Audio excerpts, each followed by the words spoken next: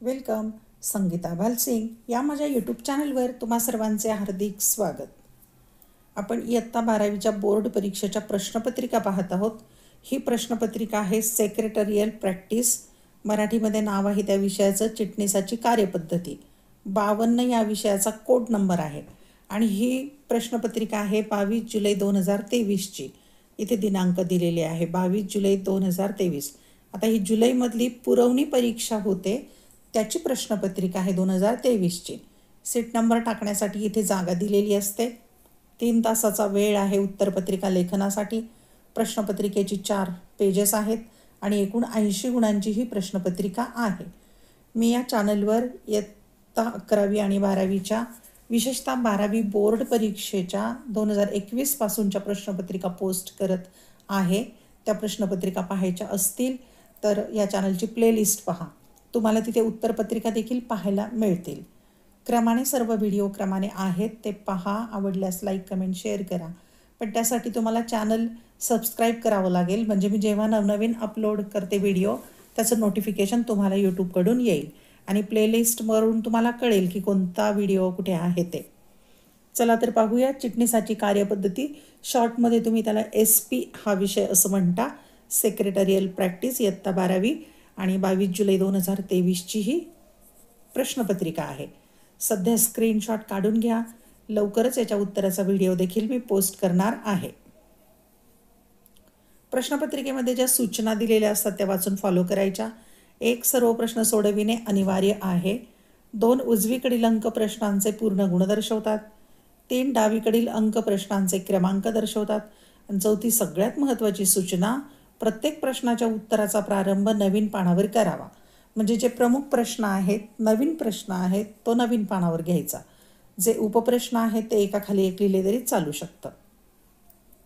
पाहूया आपण प्रश्नपत्रिका. प्रश्न क्रमांक पहिला. आता पहिला प्रश्न जो आहे एकूण 20 गुणांचा वस्तुनिष्ठ प्रश्न असतात, अ ब क ड.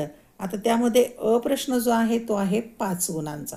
अ प्रश्न कोणता आहे ते पाहूया. खाली दिलेल्या पर्यायामधून योग्य पर्याय निवडून वाक्य पुन्हा लिहा. ही पण सूचना लक्षात घ्या. इथे म्हटलंय वाक्य पुन्हा लिहा. याचा अर्थ असा की विधान लिहायचं किंवा वाक्य लिहायचं, रिकाम्या जागी अचूक उत्तराचा पर्याय लिहायचा, त्या पर्यायाखाली पेन्सिलने 2 रेषा मारायच्या, म्हणजे पूर्ण विधान लिहून उत्तर लिहायचं. एक ओळ सोडायची आणि मग पुढचं विधान लिहायचं. अशी उत्तरपत्रिका नीटनेटकी लिहा. क्रमांक 1. टिंबटिंब हे पैसे व पैशाचे व्यवस्थापन यांच्याशी निगडीत आहे. पर्याय अ. उत्पादन, ब. विपणन, क. वित्त. 2. कर्जरोखे धारक हे कंपनीचे टिंबटिंब असतात. पर्याय अ. धनको, ब. मालक, क. पुरवठादार. 3. ठेवी या कमीत कमी 6 महिने आणि जास्तीत जास्त टिंबटिंब महिन्यासाठी स्वीकारता येतात. पर्याय अ. 36, ब. 3, क. 30. 4. भाग बाजार ही अशी एक जागा आहे जिथे भागदलाल व व्यापारी हे टिंबटिंब खरेदी विक्रीचे व्यवहार करतात. पर्याय अ. सोन्याच्या, ब. प्रतिभूतीच्या, क. वस्तूंच्या. 5. भारतात डिपॉझिटरी कायदा टिंबटिंबामध्ये संमत झाला. पर्याय अ. 1919, ब. 1996, क. 1999. 5 पर्याय निवडायचे. 5 गुण आहेत. प्रश्न पहिल्यातलाच ब आकडा आहे. खालील विधाने बरोबर की चूक ते लिहा. 5 गुण. 1. खेळते भांडवल व्यवसायामध्ये शक्यतो कायमस्वरूपी राहते. 2. समहक्क भागधारकांना निश्चित दराने लाभांश दिला जातो. 3. भागाचे हस्तांतरण करणाऱ्या सभासदात हस्तांतरक म्हणतात. 4. इलेक्ट्रॉनिक स्वरूपातील प्रतिभूतीचे हस्तांतरण करणे सुलभ जाते. 5. नाणे बाजार हा दीर्घ मुदतीच्या निधीसाठी आहे. क प्रश्न आहे. कंसातील अचूक पर्याय निवडा. आता ज्या रिकाम्या जागा दिलेल्या आहेत तिथे खाली शब्द दिलेले आहेत कंसातले ते भरायचे आहेत. अ गट दिलेला आहे आणि ब गट. आता इथे अ. सार्वजनिक ठेवी, त्याची जोडी किंवा रिकामी जागा दिलेली आहे. ब. रिकामी जागा आहे कर्मचारी भाग विकल्प योजना, ESSO, OS, ESOS. क. मतदानाचा अधिकार नाही, रिकामी जागा आहे. ड. रिकामी जागा आहे बोनस भाग. ई. रिकामी जागा आहे लाभांशाचे वाटप. आणि या रिकाम्या जागी शब्द कोणते भरायचे आहेत तर कर्जरोखे धारक, 30 दिवसांच्या आत, अल्पमुदतीचे कर्ज, राखीव निधीचे भांडवलीकरण, विद्यमान कर्मचाऱ्यांना भाग देणे, या संज्ञा पुढे वरती भरायच्या आहेत. 5 गुण आहेत त्याला.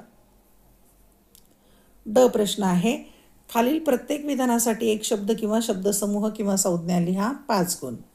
1. समहक्क आणि अग्रहक्क भागांची विक्री करून उभारलेले किंवा जमा केलेले भांडवल. 2. कर्जरोखे वाटपाचा अधिकार यांच्याकडे असतो. 3. कर्जरोखे धारण केल्याचा पुरावा. 4. ठेवींवर दिला जाणारा परतावा. 5. अंतिम लाभांश या सभेत जाहीर केला जातो. प्रश्न क्रमांक 2. खालील संज्ञा किंवा संकल्पना स्पष्ट करा. कोणतेही 4. 6 दिल्यात, 4 संकल्पना स्पष्ट करायच्या 8 गुण. म्हणजे 1 संकल्पना स्पष्ट करायला 2 गुण. बेचोक 8. 1. स्थिर भांडवल. 2. अधिविकर्ष. 3. कर्मचारी भाग खरेदी योजना. 4. डिमटेरियलायझेशन.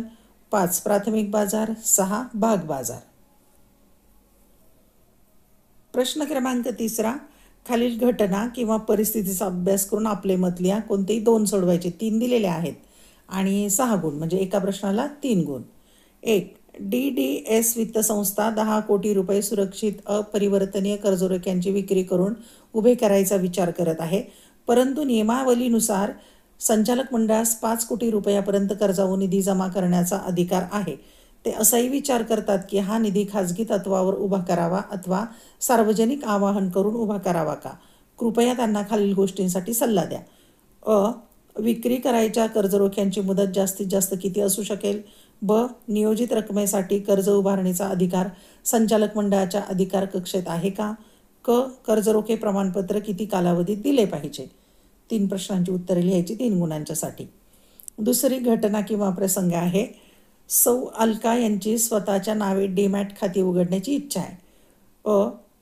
NSDLच्या मुंबई कार्यालयात जाऊन ते उघडू शकतात का? ब. त्यांना खाते उघडण्यासाठी व देखभालीसाठी पैसे द्यावे लागतील का? क. डिमॅटिकरणासाठी त्यांना संबंधित कंपनीकडे भाग पाठवावे लागतील का? 3 प्रश्नाची उत्तरे लिहायची 3 गुणांच्यासाठी. तिसरी घटना किंवा प्रसंग आहे, ABC कंपनी लिमिटेडचे अंतरिम लाभांश देण्याचे निश्चित केले. ABC कंपनी लिमिटेडने अंतरिम लाभांश देण्याचे निश्चित केले आहे. अ. मुक्त राखीव निधीतून लाभांश देता येईल का? ब. संचालक मंडळाच्या सभेमध्ये अंतरिम लाभांश जाहीर करण्याचा अधिकार आहे का? क. लाभांशाची घोषणा केल्यापासून कंपनीने 30 दिवसाच्या आत लाभांश वाटप करावे का? 3 प्रश्नांची उत्तरं 3 गुणांसाठी लिहा. फरक स्पष्ट करा. कोणतेही 3 फरक स्पष्ट करायचे 4 पैकी आणि 12 गुण आहेत. म्हणजे 1 फरक स्पष्ट करायला 4 गुण. 4 त्रिक 12. 1. भाग आणि कर्जरोखे. 2. भागांचे हस्तांतरण आणि भागांचे संक्रमण. 3. नाणे बाजार आणि भांडवल बाजार. 4. अंतरिम लाभांश आणि अंतिम लाभांश. 4 पैकी 3 सोडवा. प्रश्न क्रमांक 5.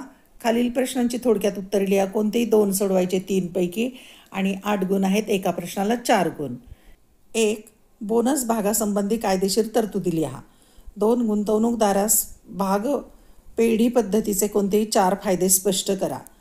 3. सेबीची कार्ये विशद करा. 3 पैकी 2 सोडवायचे 8 गुण. प्रश्न क्रमांक 6. खालील विधाने कारण स्पष्ट करा. कोणतेही 2. 4 पैकी 2 सोडवा. 8 गुण. एका प्रश्नाला 4 गुण. 1. स्थिर भांडवलाच्या आवश्यकतेवर विविध घटक परिणाम करतात. 2. कंपनी फक्त विशिष्ट प्रकारच्या कर्जरोख्यांची विक्री करू शकते. 3. सर्व कंपन्या आम जनतेकडून ठेवी स्वीकारू शकत नाहीत. 4. लाभांश कंपनीच्या नफ्यातून दिला जातो. प्रश्न क्रमांक 7. खालील प्रश्न सोडवा. कोणतेही 2 सोडवायचे 3 पैकी 10 गुण आहेत. एका प्रश्नाला 5 गुण. 1. बोनस भागाचे वाटप केल्याचे कळविणारे पत्र भागधारकास लिहा. 2. कर्जरोख्याचे वाटप केल्याबाबतचे पत्र लिहा. 3. कंपनीच्या ठेवीदारास ठेव ठेवल्याबद्दल आभाराचे पत्र लिहा. आणि शेवटचा 8वा प्रश्न आहे, खालील प्रश्नांची उत्तरे लिहा. कोणताही 1 सोडवायचं आहे. सविस्तर लिहायचे उत्तर. 8 गुण. म्हणजे दीर्घोत्तरी प्रश्न आहे. 1. कर्जरोखे म्हणजे काय? कर्जरोख्याचे विविध प्रकार स्पष्ट करा. 2. भाग भांडवलाचे वर्गीकरण करा. 2 पैकी 1 प्रश्न सोडवायचा. 8 गुण.